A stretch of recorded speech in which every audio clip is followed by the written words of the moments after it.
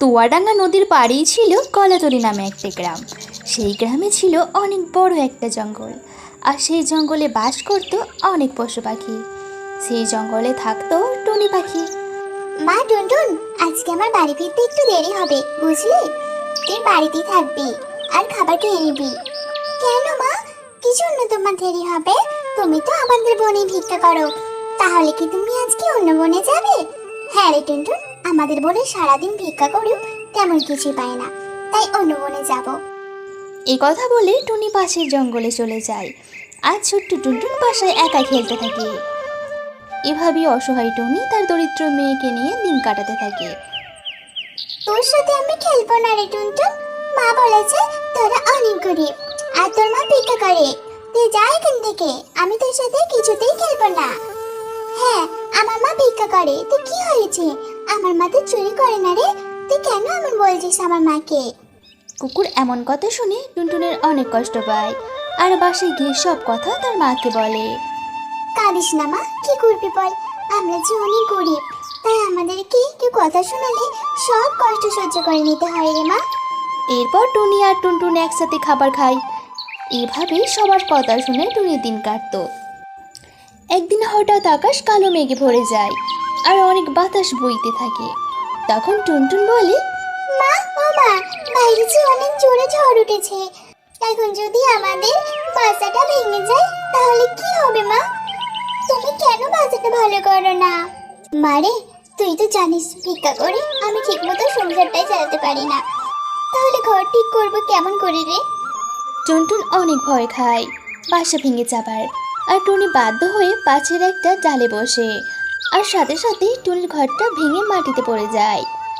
টুনটুন, তুই ঠিকই বলেছিস রে, ঘরটা যে সত্যিই পড়ে গেল। এখন আমি কি করব? মা, তুমি কিছু একটা ব্যবস্থা করো, না হলে যে আমি ঠান্ডায় মারা যাব। না রে টুনটুন, এমন বলিস না, আমি কিছু একটা ব্যবস্থা করবই, ততক্ষণ তুই আমার ডানার নিচে আয়। আর এমন সময় তখনই ওখান দিয়ে উলু পেঁচা যাচ্ছিল। সে কি টুনি, এই বৃষ্টিতে তুমি তোমার মেয়েকে নিয়ে বসে আছো কেন? কি হয়েছে তোমার, বলো আমাকে। এরপর টুনি সব কথা পেঁচাকে বলে। টুনির কথা শুনে উলু পেঁচা বলে, টুনি, তোমাকে এই কষ্ট থেকে মুক্তি পাবার উপায় বলে দিচ্ছি, শোনো তবে। আমাদের এই বনের দক্ষিণে তুমি দুটো বাড়ি দেখতে পাবে, একটা বাড়ি ভালো আর একটা খারাপ বাড়ি, আর তোমাকে সঠিক বাড়িটা নির্বাচন করতে হবে। এই বলে উলু পেঁচা চলে যায়। এরপর বৃষ্টি থেমে যায়, আর টুনি পেঁচার কথা মতো বনের দক্ষিণ দিকে রওনা হয়, আর অবশেষে তারা পৌঁছেও যায়। এসো টুনি, এসো, আমাদের বাড়িতে তোমাকে স্বাগত জানাই। তা বলো টুনি, তুমি কেন এখানে এসেছো? এরপর টুনি সব কথা দুই বাড়িকে বলে। তখন দ্বিতীয় বাড়ি বলে, তুমি আমার বাড়িতে এসো টুনি, এখানে তুমি প্রয়োজনীয় সব জিনিস পাবে। না না টুনি, তুমি আমার বাড়িতে এসো, আমার বাড়িতে তুমি অনেক স্বর্ণ মুদ্রা পাবে, তখন তুমি অনেক বড়লোক হবে, তোমার তখন কোনো কষ্ট থাকবে না। না না, তুমি আমার বাড়িতে এসো, তুমি লোভ করো না টুনি, তাহলে তুমি বিপদে পড়বে। এমন করে তারা বলতে থাকে। চুপ করো, আমি স্বর্ণ মুদ্রা চাই না, আমি শুধু আমার মেয়েকে নিয়ে একটু আশ্রয় চাই। এরপর প্রথম বাড়ি অদৃশ্য হয়ে যায়, আর টুনিরা দ্বিতীয় বাড়িতে অনেক সুখে দিন কাটাতে থাকে। সাতক্ষীরা গ্রামের পাশেই ছিল অনেক বড় একটা জঙ্গল। সেই জঙ্গলে ছিল একটা টুনি পাখি। টুনি পাখির আত্মীয় স্বজন কেউ ছিল না।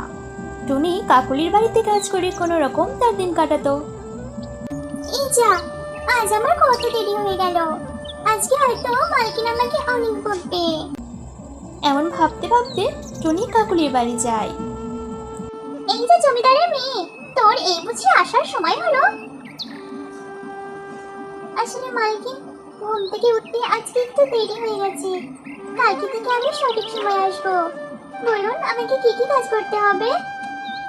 শোন, বাসনগুলো পড়ে আছে, ওগুলো মেজে আমার জামা কাপড়গুলো নদীতে নিয়ে যাবি কাচতে।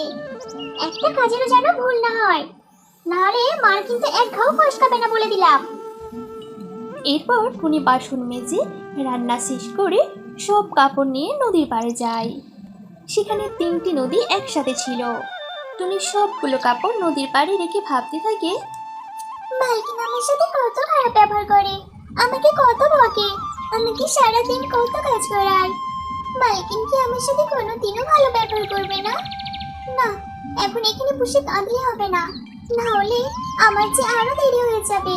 আর মালকিন তো বলেছিল লালন্নাটা মালকিনের খুব পছন্দ, আমি বরং লালন্নাটাই আগে পরিষ্কার করে রাখি। এসব ভেবে টুনি চেনা কাপড়গুলোর দিকে তাকায়, অমনি দেখে লাল ওড়নাটা নেই। তা দেখে টুনি অনেক ভয় পেয়ে যায়। একে আমার লালন্নাটা কোথায় গেল? তার মানে আমি যখন আনমনে ওসব ভাবছিলাম তখন কি লালন্নাটা ভেসে গেছে? এসব ভেবে টুনি অনেক কাঁদতে থাকে। আর ঠিক তখনই তিন নদীতে তিনটা পদ্ম পাতা ভেসে ওঠে। আর সেই পদ্ম পাতার উপরে তিনটি টুনিকন্যা ছিল। একে পদ্ম পাতায় টুনিকন্যা, তোমরা এখানে কি করছো? টুনির কথা শুনে প্রথম টুনিকন্যা বলে ওঠে, আমরা টুনিকন্যা গো, আমরা জলের নিচে থাকি, তোমার কান্না শুনে আমরা চলে এলাম। তুমি এমন কান্না করছো কেন বলো তো আমাদেরকে?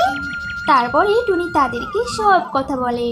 সব শুনে প্রথম টুনিকন্যা বলে, তুমি আমার সাথে চলো, আমি তোমাকে বলে দিব ওই লালন্না কোন নদী দিয়ে গেছে, আর সেই সাথে তোমাকে অনেক স্বর্ণ মুদ্রাও দেব। এরপর দ্বিতীয় টুনিকন্যা বলে, না, তুমি আমার সাথে চলো, আমি তোমাকে অন্যার সাথে সাথে হীরাও জহর ও দেব, তা দিয়ে তুমি অনেক ধনী হতে পারবে। এরপর তৃতীয় টুনিকন্যা বলে ওঠে, তুমি আমার সাথে চলো টুনি, আমি হয়তো তোমাকে সোনা হিরে জহর দিতে পারবো না, কিন্তু তোমাকে আমি লালন্নাটা খুঁজে পেতে ঠিকই সাহায্য করবো। তিন কন্যার কথা শুনে টুনি অনেক চিন্তায় পড়ে যায়। তখন টুনি ভাবে, আমার তো সোনা দানা কিছুই প্রয়োজন নেই, শুধু লাল ওড়নাটা ছাড়া। আমি বরং তৃতীয় টুনি কন্যার কথাই রাজি হয়ে যাই। তৃতীয় কন্যা, আমি কিছুই চাই না, শুধুই লাল ওড়নাটা ছাড়া, তাই আমি তোমার সাথে যাব। টুনি এসব কথা বলতেই বাকি টুনিকন্যা উধাও হয়ে যায়। আর সেখানে একটা নৌকা আসে। এসো টুনি, তুমি নৌকায় এসে বসো, আমি তোমাকে ওড়না খুঁজে দিচ্ছি। তারপর তারা নদীর ওপারে যায়। আর কাকুলির ওড়নাটা টুনির হাতে তুলে দিয়ে বলে, এই নাও টুনি, তোমার মাইকিনের ওড়না। আর শোনো, আমি তোমার সততা দেখে অনেক মুগ্ধ হয়েছি, তুমি অনেক সৎ। আর আমরা তিনজনেই তোমাকে পরীক্ষা করেছিলাম, আর আমি তোমাকে কিছু উপহার দিতে চাই। এরপর তৃতীয় টুনিকন্যা টুনিকে অনেক সোনা দানা মুক্ত মণি উপহার দেয়। আর সেই সব নিয়ে টুনি বাসায় চলে আসে। যত পোড়া কপাল আমার, আমার বোনেরা শহরে বিয়ে করে কত সুখে দিন কাটাচ্ছে, আর এই টোনাকে দেখো, যেদিন নদীতে মাছ ধরবে সেদিন দুটো খাওয়া জুটবে। আরে কিন্নি, কি হলো কি তোমার? সকাল সকাল বিড়বিড় করে কি বলছো তুমি? যাগে, আমার জালটা এনে দাও তো দেখি, আমাকে মাছ ধরতে যেতে হবে। এরপর টুনি টোনাকে জাল এনে দেয়। আর টোনা জাল নিয়ে নদীতে যায়। কিন্তু জাল ফেললেও জালে কোনো মাছ ওঠে না। দূর, একটা মাছও তো উঠলো না। না, আর একবার চেষ্টা করে দেখি। এরপর টোনা আবার নদীতে জাল ফেলে। এ কি, জালটা তো অনেক ভারী লাগছে, মনে হয় অনেক বড় মাছ উঠেছে। আমি বরং সাবধানে জালটা তুলে আনি। যেই না টুনা জালটা টানে, অমনি জালটা মাঝখান থেকে ছিঁড়ে যায়। যা, এবার কি হবে? আমি বরং একটা ছিপ বানাই, রাতেই আজ একটা মাছ ধরবো। টুনা একটা ছিপ বানায় আর অনেক আশা নিয়ে নদীতে ছিপ ফেলে। আরে টোনা দাদা, মাছ ধরছো নাকি? এ কি, তোমার হাতে ছিপ? তুমি কি ছিপ দিয়ে মাছ ধরবে নাকি? আর বলো না শালিক, মাছ ধরতে গিয়ে জালটা ছিঁড়ে গেল, তাই এই ছিপটা বানালাম। এই ছিপটা দিয়ে যা মাছ উঠবে তা নিয়ে বাজারে যাব। তা তুমি তো আজ ভালোই মাছ ধরেছো দেখছি। সে কি আর বলতে টোনা দাদা, আজ অনেক মাছ পেয়েছি, এগুলো আবার বেশি দামে বাজারে বিক্রি করতে হবে। এরপর শালিক চলে যায়। আজ তো বেশ গরম পড়েছে, যাই আজ কিছু ধারে বাজার করে বাড়ি নিয়ে যাই। এরপর টুনা বাজারে যায়। কালু দাদা, তোমার কাছে তো সব শুকনো সবজি, তাই এই সবজিগুলো কি দামে বিক্রি করছো? হ্যাঁ হ্যাঁ টোনা দাদা, আমার কাছে এই শুকনো সবজিগুলোই আছে, আর যা দাম হয় তার অর্ধেক কিনাই দিও, কারণ এগুলো তো শুকনো। কিন্তু কালু দাদা, আমার কাছে যে এখন কোনো টাকা নেই, আমাকে ধারে দিবে? আমি তোমার ধার ঠিক মিটিয়ে দিব। কালু ভাবে, যাক, কেউ তো এই শুকনো সবজিগুলো কিনবে, এটাই অনেক। এই নাও টোনা, কিন্তু আমার ধার সময় মতো পরিশোধ করে দিও। তারপরে টুনা বাজারগুলো নিয়ে বাড়ি চলে যায়। কই গো গিন্নি, কোথায় গেলে তুমি? তাড়াতাড়ি এদিকে এসো। সে কি, তুমি চলে এসেছো? তা বাজার কিছু করে এনেছো নাকি? এই নাও টুনি বাজার। এ মা, এগুলো তো সব শুকনো সবজি। আর তোমার চাল কোথায়? ছিপ নিয়ে বাসায় ফিরলে যে? এরপর টুনা টুনিকে সব কথা বলে। এসব শুনে টুনি অনেক রেগে যায় আর টুনাকে অনেক কথা শোনায়। টুনি, তুমি রাগ করো না, আজকে এসব দিয়ে চালিয়ে নাও, আমি কালকে কিছু ব্যবস্থা করব।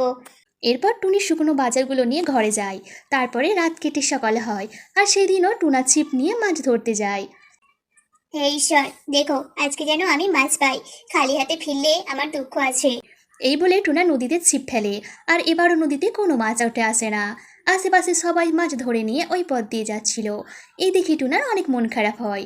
এরপর টুনা আবার ছিপ ফেলে আর এবার খালি ছিপ নয়, ছিপের সাথে একটা বড় মাছ ওঠে। পেয়েছি, এতদিন পরে একটা বড় মাছ পেয়েছি। আমার যে বড় খুশি লাগছে। যাই, এই মাছ নিয়ে বাজারে যাই। টুনা যখন এসব বলছিল তখন সেখানে একটা বৃদ্ধ সুখী পায়রা আসে। টুনা বাবা, আমাকে একটু সাহায্য করবে? আমি যে দুদিন ধরে না খেয়ে আছি, আমাকে কিছু দে না বাবা। সেরাই বুঝলাম, কিন্তু আমার কাছে তো ওই মাছটা ছাড়া আর কিছুই নেই। তবে ওই মাছটাই দে। আমি যে খিদের জ্বালা একদম সহ্য করতে পারছি না। একটু দয়া কর আমাকে। মাছটা দে বাবা, মাছটা আমি বাড়ি নিয়ে যাই। সুখী পায়রার এমন অনুরোধে টুনা আর না করতে পারে না। এরপর টুনা অনেক কষ্টে 5টা সুখী পায়রাকে দিয়ে দেয়। আর সুখী পায়রা তার ব্যাগ থেকে একটা মরিচ গাছ বার করে টুনাকে দেয়। এই মরিচ গাছটা নে বাবা, এই মরিচ গাছটা সব সময় তোকে ভালো ফল দিবে। এরপর সুখী পায়রা মাছটা নিয়ে চলে যায় আর বাসায় গিয়ে টুনা টুনিকে সব কথা বলে। সব শুনে টুনি আবারও রেগে যায়। টুনি আবারও টুনাকে অনেক কথা শোনায় আর টুনা মনে অনেক কষ্ট নিয়ে বাসার পাশে চারাটা রোপণ করে। এরপর রাত গড়িয়ে সকাল হলে টুনা এসে দেখে ওই মরিচ গাছে একটা বড় সোনার ফুলকপি ধরেছে। এই কি, আমি কি দেখছি? মরিচ গাছে সোনার ফুলকপি। গিন্নি, ও গিন্নি, এইদিকে এসো। ও মা, এই তো দেখছি সোনার ফুলকপি গো। হ্যাঁ গিন্নি, এই মরিচ গাছে সোনার ফুলকপি ধরেছে। আর আমাদের কোনো কষ্ট থাকবে না। এবার থেকে আমরাও ভালোভাবে দিন কাটাবো। আমাদের সংসারে যে আর কোনো অভাব থাকবে না। এরপর টুনারা রোজ একটা করে সোনার ফুলকপি বাজারে বিক্রি করতো। তা থেকে টুনারা অনেক বড়লোক হয়ে যায়।